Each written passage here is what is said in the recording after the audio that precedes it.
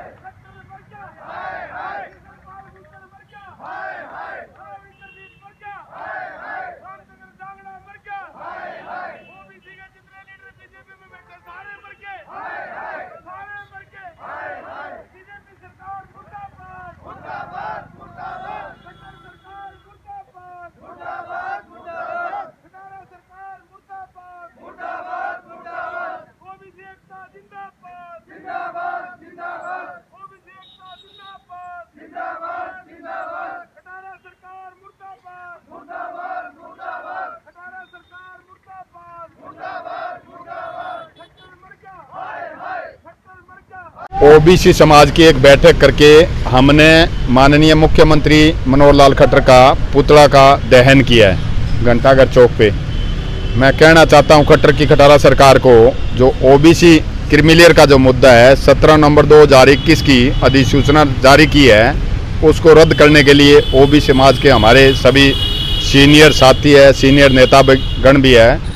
तो आदरणीय गणेशी लाल जी, मेरा बड़ा भाई सुरेश जी, आदरणीय सतबीर जी, बलजीत जोगी जी, हमारे वर्मा साहब, सतबीर जी, सब इंस्पेक्टर रिटायर्ड जी, सभी सम्मानित साथी है। तो मैं आपके चैनल के माध्यम से खट्टर साहब को चेताना चाहता हूं कि जो ये क्रीमिलेयर का मुद्दा है ओबीसी का, वो तुरंत प्रभाव से रद्द करें। सुप्रीम कोर्ट से मोदी और खट्टर दोनों बड़े मानते हैं।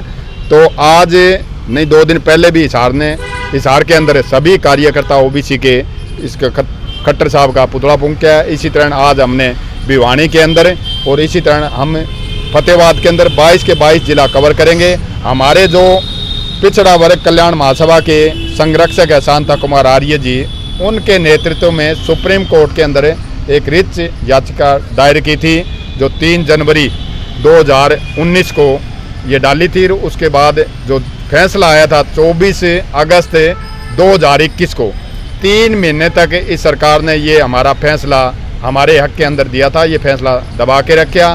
सरकार 2 स्लैब बना दिया है ओबीसी समाज के अंदर।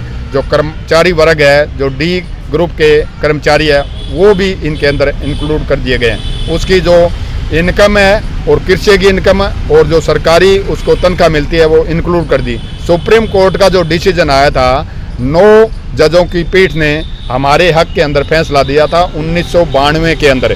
क्रीमिलेयर की गवर्नमेंट वर्सेज इंदिरा साहनी का जो केस था, वो हमारे हक में फैसला दिया था। ये ओबीसी समाज के लोगों को जगाने के लिए आज हमने यहाँ पे खट्टर साहब का ये पुतला फूंका है। खट्टर साहब को जल्दी हम चलता कर देंगे, ये मेरा मानना है। लोगों को जगाने के लिए हम घर घर तक पहुँचेंगे। आज हमारे बीच के अंदर बलजीत जोगी जी है, गणेशी लाल जी है। मैं गणेशी लाल से आग्रह करूंगा कि वो भी अपने विचार रखें। गणेशी लाल जी। मैं सुरेश प्रजापति भिवानी से। आज हमारा मुद्दा जो हरियाणा गवर्नमेंट ने क्रीमिलेयर पे जो तलवार चलाई है, तो इस मुद्दे को लेकर हमने एक चेतावनी दी है। शॉर्ट में बिल्कुल कम आदमी जो समझदार थे उनको बुला के भी कोई एजिटेशन बड़ा नहीं किया हमने, सिर्फ और सिर्फ चेताने के लिए। हम खट्टर सरकार को सिर्फ और सिर्फ एक चेतावनी देना चाहते हैं कि ओबीसी ने ही जिस बीजेपी सरकार की जो खट्टर आज मुख्यमंत्री बना हुआ है, आप पहले आज इतने साल का इतिहास उठा के देख लो बीजेपी का, कभी 2 कभी 1 सीट आती थी हरियाणा में, और सिर्फ ओबीसी की देन है जो आज दूसरी योजना बीजेपी अपने मतलब योजना पूरी करने जा रही है। और ये यदि ओबीसी ने जिसने इनको वोट देके ना मुख्यमंत्री बनाया उसकी हकों के ऊपर यदि तलवार चलाती है तो आने वाला समय इनके लिए ओबीसी समाज इनकी कबर खोद देगा, और एक भी वोट इन लोगों को न देके वही जो 1-2 सीट आती थी उनसे भी इनका सुपड़ा साफ कर देगा। तो इनसे मैं पुनः निवेदन करता हूँ, गरीब आदमियों को मत छेड़ो, जो कमा के खाने वाले हैं, वर्णवादी व्यवस्था को दोबारा लाने की कोशिश ना करो, समझ जाओ तुम्हारे लिए बहुत अच्छा समय है ये।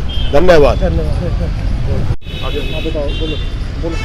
17/11/2021 का काला अध्याय के रूप में वर्तमान हरियाणा सरकार द्वारा जारी की गई अधिसूचना असंवैधानिक, अन्यायपूर्ण, जुल्मकारी व संविधान विरोधी का शोर पूरे हरियाणा प्रदेश के अंदर मचा हुआ है। और पिछड़ा वर्ग बड़ा आहत है इस बात से कि 27% आरक्षण जो संविधान द्वारा प्रदत्त है उसमें से अब तक 72 साल के अंदर 27% आरक्षण में केवल 7% आरक्षण 3rd और 4th क्लास के अंदर दिया गया है। बाकी हमारी कहीं उपस्थिति नहीं है, कहीं भी IAS IPS या उच्च पद या आरक्षण के हिसाब से किसी संस्थान के प्रमुख हम कहीं भी नहीं हैं।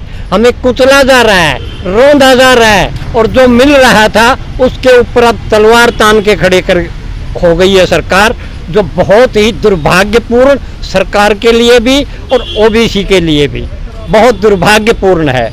समय रहते सरकार इस पर पुनर्विचार करे और जो हक 1993 9 जजों की संविधान सभा ने जो क्रीमिलियर का दायरा लागू किया है उस दायरे को ना तोड़ें। अगर वो दायरा टूटता है तो देश में प्रदेश में सरकार के लिए बड़े दिनों की गिनती शुरू हो जाएगी। एक बात। दूसरी बात मैं ये कहना चाहता हूँ, अब खट्टर सरकार से तो बहुत कुछ कह लिया, 35 MLAs MPs को चिट्ठियाँ लिख ली, जगह जगह इनके साथ टाइम लेकर के इनसे मुलाकात की गई, इनके प्रतिनिधियों ने इस बात को सरकार के सामने रखते हुए ये सहमति जताई कि इनकी मांग जायज़ है, उसके साथ अन्याय ना किया जाए, लेकिन सरकार टस से मस नहीं हो रही।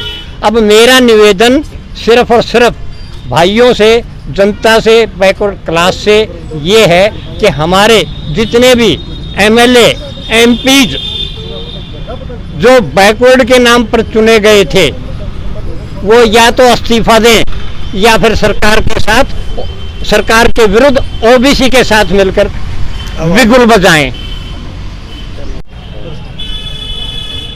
जिसका गुमान था वही बात हो गई, सार न रही, दिन से रात हो गई, और अच्छे दिन आए की बात तो छोड़ो मगर भाजपा तेरे उल्टे दिनों की शुरुआत हो गई। वाह वाह वाह, धन्यवाद। बलजीत एक सेकंड बोल। चल पड़े क्या? मैं बलजीत जोगी, मैं तो खट्टर सरकार से की बात कहूँ, खट्टर मुख्यमंत्री जी से की बात कहूँगा, अब ओबीसी को न छेड़े। ये गरीब है, इंजीनियर कौम है, कमा के खाती है, न कि इनको अब भी छेड़ेंगे ना तो इनका खट्टर सरकार का बुरा हाल होगा।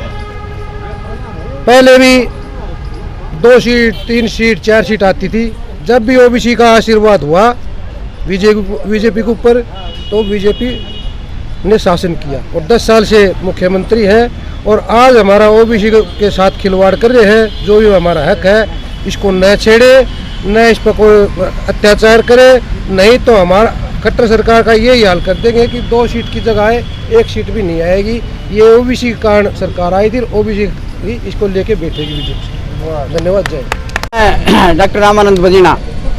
मेरी एक ही माननीय मुख्यमंत्री जी से अरदास है, किसी भी माध्यम से अगर उनके पास हमारी आवाज़ या खबर ये पास पहुँचे तो आप थोड़ा ध्यान करें। क्लास 1 और क्लास 2 जो ऑफिसर्स हैं वो तो ऑलरेडी 8 लाख से ऊपर की रेंज में आते हैं, लेकिन क्लास 3 और लास्ट स्टेज के ऊपर रिटायरमेंट के ऊपर 4th क्लास जो बैठे हैं वो भी इस क्रीमी लेयर के अंदर आते हैं। आप देखो तो फिर इसका मतलब ये तो तलवार उन गरीबों के ऊपर है जो बेचारे अपने बच्चों की जो है फीस मुश्किल से अपने खर्चे में से कट करके और फिर पूर्ति करते हैं, और उन्हीं क्लास 3 और 4th के ऊपर ये तलवार चल गई। इस बात के ऊपर माननीय मुख्यमंत्री जी ध्यान करें। जय हिंद और जय भारत।